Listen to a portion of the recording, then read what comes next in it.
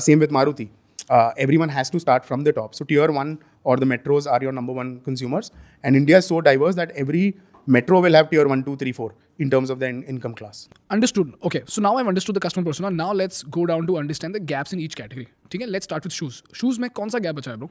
I think footwear is a category which is untapped again. Okay. Like Why do you say that? You name me 5 Indian brands which are doing phenomenally well.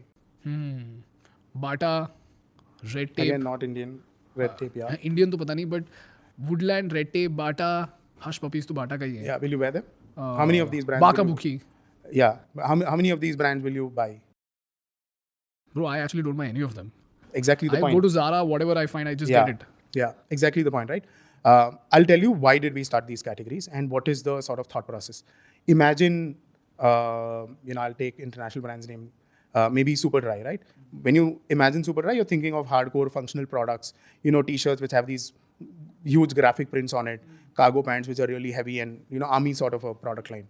When you think of, some formal wear brand, you would just imagine, shirts, chinos, blazers, etc.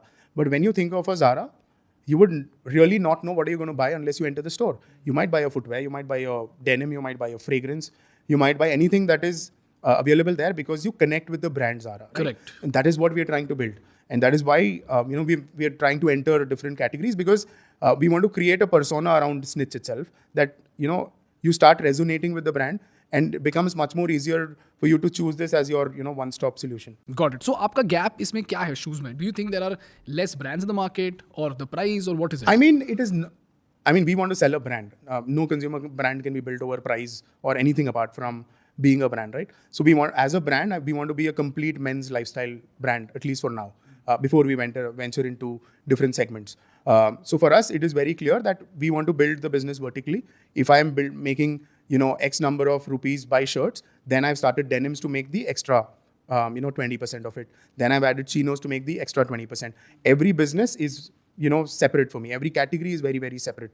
And that is how we build the entire business.